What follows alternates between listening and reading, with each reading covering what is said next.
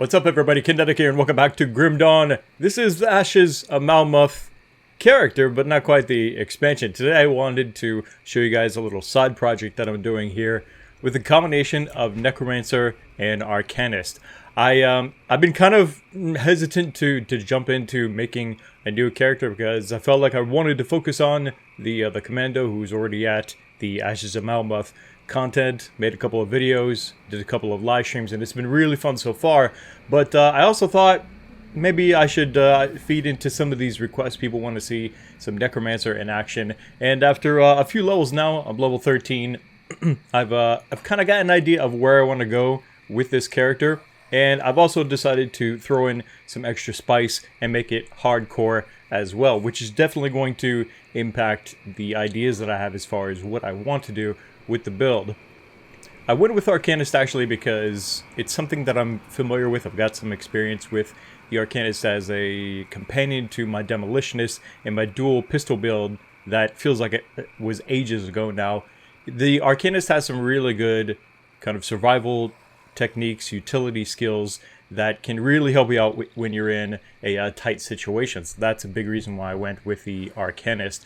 But I'm still going to heavily invest in the Necromancer, I feel like, and the overall balance of where I'm going. I think in terms of damage and toughness is going to be about something like a 70-30 or an 80-20, something like that, as far as how much I want to invest into power and how much I want to invest into my defense. Some of these skills I've already tried and then reset and swapped in for others. Others I haven't quite gotten to yet, but I'm excited to try out. For example, the Reaping Strike. This is actually a pretty nice companion skill to melee damage if you're using a single-hand weapon or even a ranged weapon. For example, a pistol. This works with that as well. Seemed pretty cool. I only put a couple of points into it and it seemed pretty strong. Drain Essence, I put like 1 point into this. Was getting some life back, wasn't really doing a lot of damage or regenerating health, so I decided to dump that, and I feel like I can probably do some better things if I'm looking for like a defensive or survival kind of skill, but I may come back to that. It's got some interesting enhancements, for example, Hungering Reach. With the Hungering Desires poured into the spell, Drain Essence sometimes affects nearby foes in addition to the primary single targets. That sounds actually quite good. Got a bit of a AoE drain effect going on there. With the Necromancer, you gotta have skeletons. I mean, what's the point of playing a Necromancer? I feel like if you're not playing with pets, right? And so I've got a few points invested here into the skeletons and a couple points into Undead Legion. This gives me a lower energy cost when I cast the skill, gives me a faster recharge rate, and also increases the number of skeletons I can raise at a time.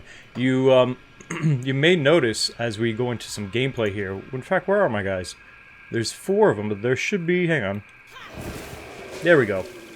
Refreshed it, and now you can see actually. So I've got 3 melee guys, and I got a couple of I got a couple of crossbow skeletons as well. So that's really nice. I like that there's a combination of the 2 right there without even like needing an archer option or something like that to take up. And then there's also down here Will of the Crypt. This actually seems pretty cool too. Infuse skeleton minions with necrotic energies, strengthening their bones against physical blows. So this just basically makes them more tankier. What I'm hearing so far, just the sort of rumors in the air, is that the pets, unfortunately, particularly the skeletons, I think, are a bit underpowered in terms of their survival at sort of endgame high tier content. They seem to be very weak at survival, and what I'm hoping is that if that is the case, that then Crate will go ahead and buff the skeletons, their survivability towards endgame. As it is now, they feel totally fine, but I can already imagine that there are going to be cases when there's just certain monster types or whatever that are just doing redonkulous amounts of damage, like maybe an AoE spread or something like that could wipe out half of, or maybe even all of your skeletons at once, and then it's just going to become a chore trying to keep up with babysitting the survival possibly of your minions, and that's never fun for any pet build I've ever played in a game. the less you have to babysit your pets, the better most of the time. I mean, I don't mind if there's a bit of maintenance maybe that goes into, you know, resummoning some more or something like that. But as long as it's not like extremely frequent, I want the gameplay, for example, for me personally, I want the gameplay to still focus on what I'm doing, and then maybe, you know, getting up some more skeletons if they're getting burned down or something like that every so often. But I don't want it to be the core, you know, event that I'm focusing all my encounter on. So hopefully it doesn't come to that. I'm gonna see what I can do here with this. But there's also other pets, for example, the Summoned Blight Fiend. This is looking pretty freaking good, and it also has some enhancements of its own. Something that I noticed while I was browsing through the Arcanist is there's also some options here to enhance pets. For example, coming off of the elemental exchange, there's the manifestation, which I've decided to put a point into, and this adds 15% physical damage converted to elemental damage. The reason why I took this up is because it's not too good of an idea to invest yourself with any single damage type most of the time for builds in Grim Dawn. You want to have one, you know, real, core focus, maybe damage output that you're dealing. For example, my Commando is physical, but you still also want some other kind of damage that is supplementary to that. So that way, in case they are resistant to one type, like very strong, resisting some kind of elemental or physical or something like that, you still have some other damage type that is going to be damaging them as well. So by converting some physical, it's adding some elemental damage. So we're still dealing mainly physical, but we're also adding some elemental in case they are perhaps even weak to elemental damage, which is going to be nice. I don't know exactly what I'm going to be focusing on mainly yet, but we'll see how that goes. So some of the survival utility skills that I was referring to, most of you are probably familiar with. For example, the Mirror of Erosenin. I don't know how to pronounce this. The inner Naruto is coming out in me. But this is basically an oh shit button that creates an all-powerful shell that lasts for a very short amount of time, but can really save your ass if you're in deep over your head. And then we have the Sphere of Protection. This has worked fantastic for my my dual pistol build in the past. I'm probably going to take that up, but I'm also really looking forward to trying out some other things that I haven't used and that are also for offensive purposes. For example, right now I've got the replicating missiles. I want this character to play and to fight at range, and so right now this skill right here is working pretty good, goes a very far distance, and what you'll see here pretty soon is when it makes contact with an enemy, it actually splinters off into all of these other smaller shards, so it kind of creates a multi-target damage if they're clustered up together, which is quite nice. But what I'm thinking of also doing, depending on how I'm feeling about these enhancements, I may dump the replicating missile entirely and go for the Aether Ray, which sounds very cool. I might go to that for my main ranged skill. We'll see once I've invested enough points into there. But what else we got going on here? The Flash Freeze. This also has worked very good in the past. This is a great way to deal some pretty decent damage, but mostly as a crowd control skill. When things get too close to you, even a lot of bosses, you just click this button and boom, they get frozen in place. Could really help to protect you against some massive incoming damage that you can see, like the boss is telegraphing or something like that, and coming to you, just freeze, and then you can GTFO if you want. So those are some of the things that I'm looking at. I may also try out the Sky Shard. It sounds quite fun as well. When the Aetherials finally surrounded his mountain-top refuge, Trozen humbled them using an unknown technique to bring down the very sky upon them. Drops 3 shards upon the target. Sounds fun. Definitely sounds fun. And there's a lot of good stuff here that like I said, I'm familiar with and that I'd like to experiment with. So we'll see. Back on the Necromancer side of things, I talked about the Blight Fiend, right? Also, this could be good. I haven't tried this out yet. I'm thinking of maybe doing that in the next level or two, something like that. Putting a point into Ill Omen. Upon your target, that shatters confidence on lesser foes and rapidly spreads confusion and fear among your enemies. So that could be a nice kind of crowd control skill a bit there. Slows their movement, reduces physical damage for a certain amount of time. It could be good. We'll see. We'll see once I get there. And oh, there's also another one that I've got my eye open on, the ravenous earth. At your command, disease and rot pour forth through a hellish maw within the earth, and infect all unfortunate enough to stand too close. So this is an AoE skill that causes poison damage, and this could be a nice skill to throw out there every once in a while. It does have a cooldown, but every once in a while, maybe while I'm throwing out missiles or Aetherial or something like that, also throw out the ravenous earth for additional damage. That's kind of where I'm going with this. I want my pets out there, blocking enemies, distracting them and stuff like that, and then I just want to be like spell casting like crazy and just kamehamehas all over the place or whatever with the Aether Ray. That sounds really fun to me.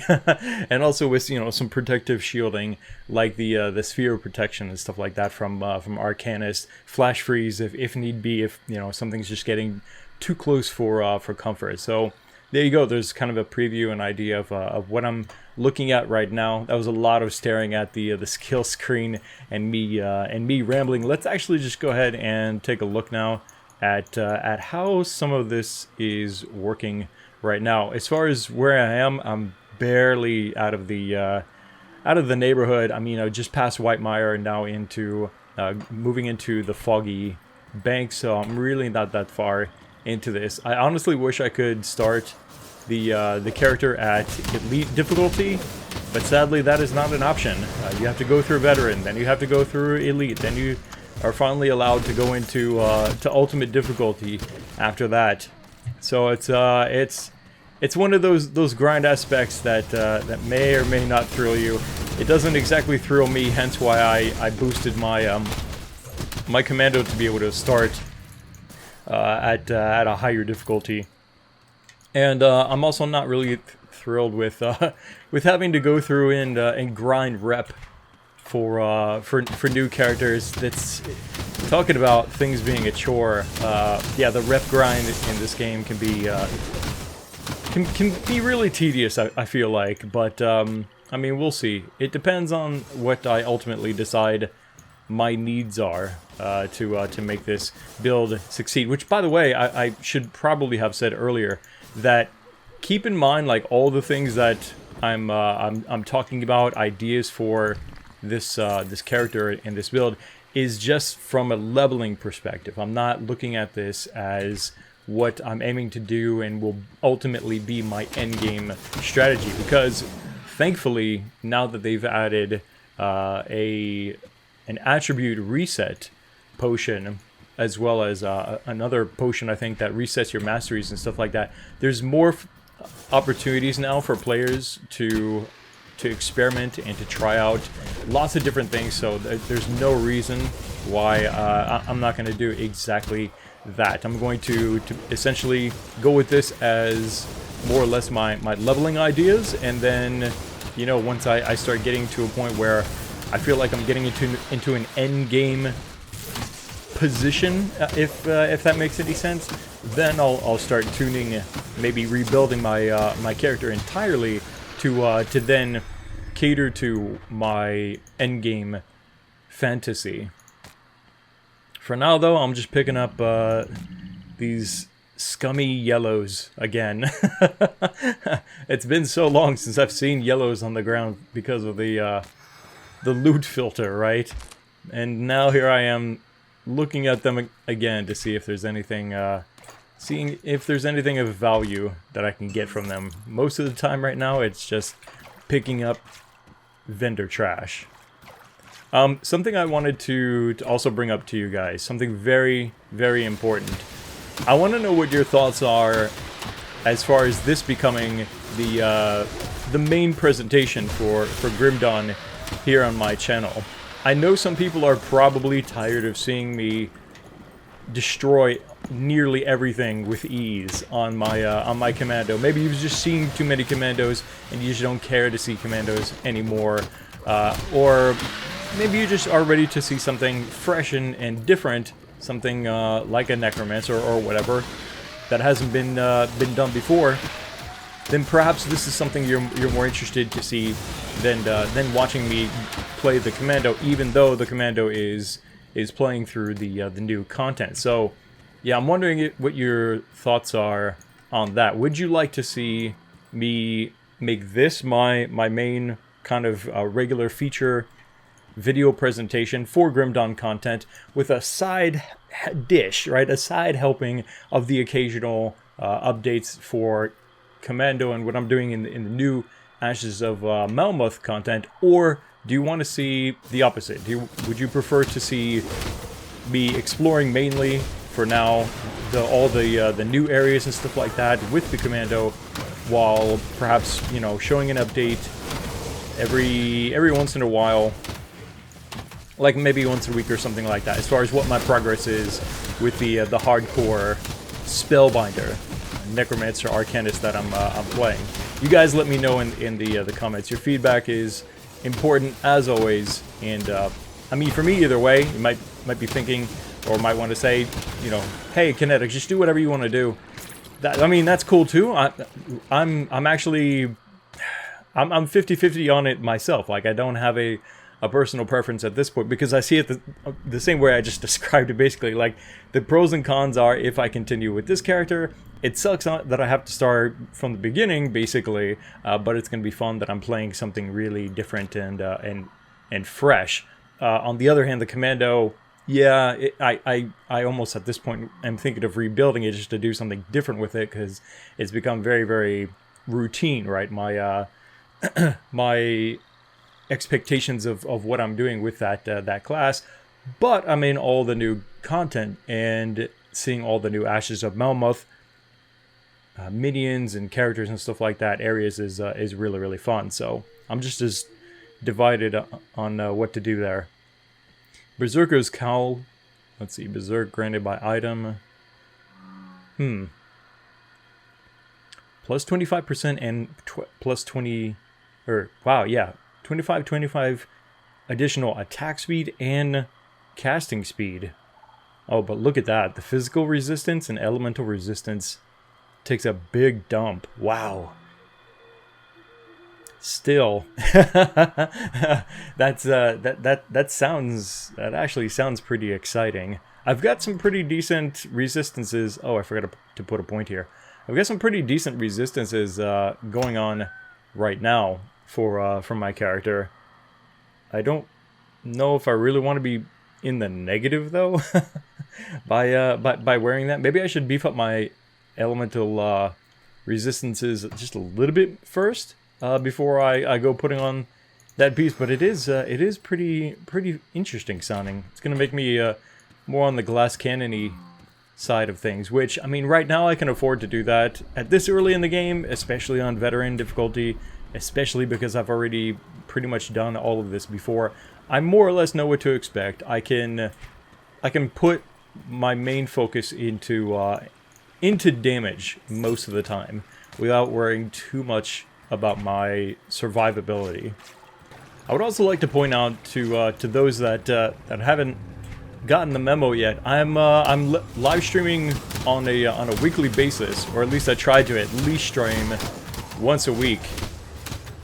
And one of those games that I am streaming does include Grim Dawn. I've been streaming a couple of days now for the Ashes of Malmouth using the Commando, and it's been quite fun. Definitely. I'm at a certain point in the game that I think is going to be a really cool story moment, so I'm going to be putting that together into a video for you guys very soon, as like I said, kind of like the side dish. Or if you guys decide in the comments that you want to continue to see the Commando as the main feature, then either way, you'll see that here pretty soon. I'm looking forward to doing that.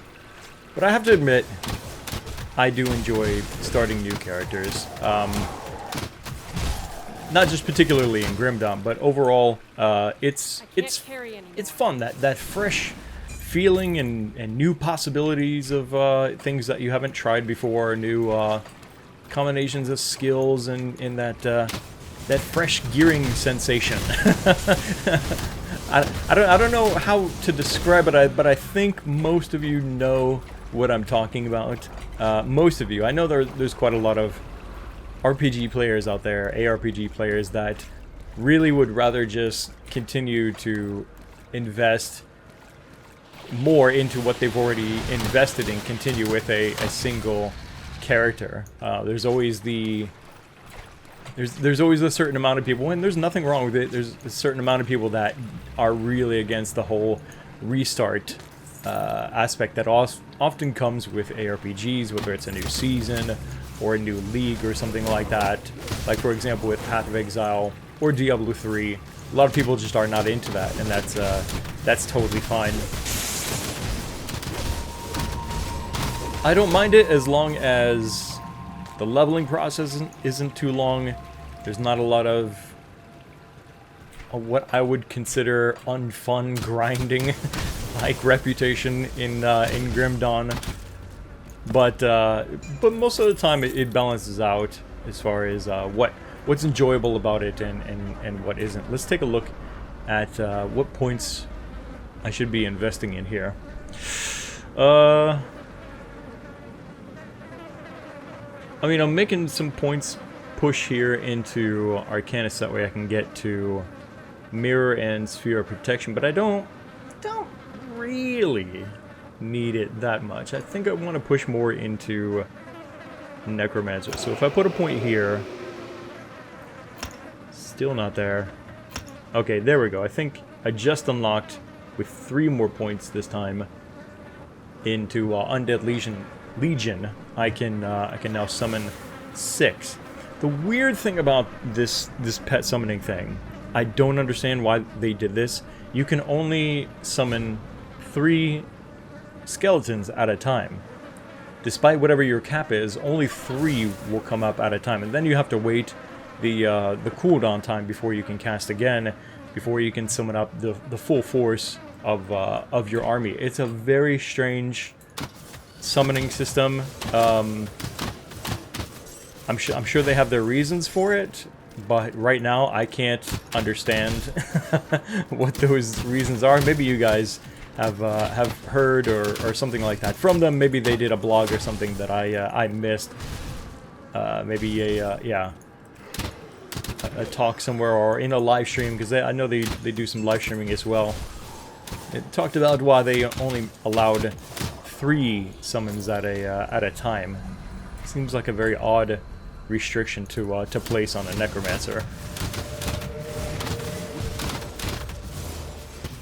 See, this is great. This is exactly how I fantasized the gameplay of here with the Necromancer. For me personally, is I wanted something like this. I wanted waves and waves of enemies that just crashed up against the casts that I was throwing out, and the minions that I've got out there fighting on the front lines.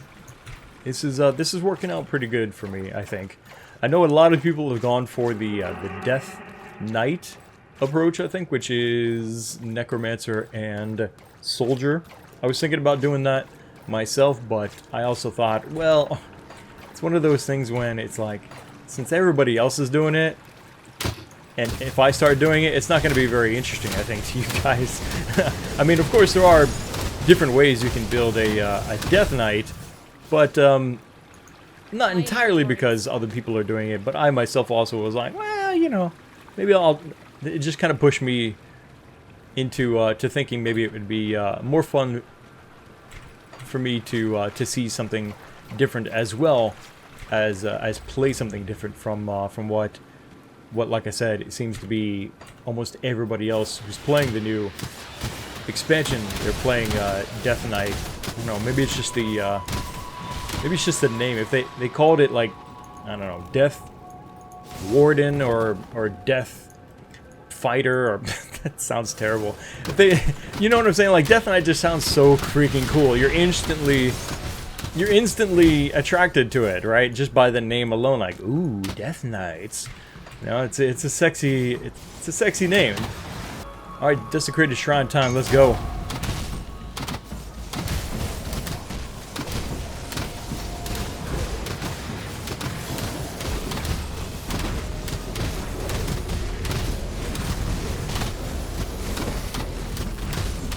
My minions are hanging in there pretty good. Just with a couple of points into, what is it called again? Undead Legion. Way before I got to 6 points now. They were definitely tanky enough that I didn't have to keep summoning them very often. Let's see. Rare shield with cunning, defensive ability. Can't carry anymore. Ah, crap. My bags are full. Right. Well, I think that's actually pretty much going to do it for this video, guys. I just wanted to give you sort of an episode 0 on what may potentially be a new series of Grim Dawn videos. But again, a lot of that is dependent on you and what you guys think you want to see. I'm going to have fun either way, so don't worry about, you know, what I want to do specifically. That hurt. This ancient shambler just threw a giant boulder right in my face, and it hurt like hell. But yeah, if you guys want to see more action like this with a hardcore character in Grim Dawn making its way to the Ashes of Malmouth content, let me know in the comments. If you want to just continue to see the Commando Soldier Demolitionist in the Ashes of Malmouth content right now, let me know that in the comment section below. Click the like button to support Grim Dawn videos here on the channel, and make sure you subscribe so you don't miss the next video. Thanks again for watching. This is Kinetic, and I'll see you next time.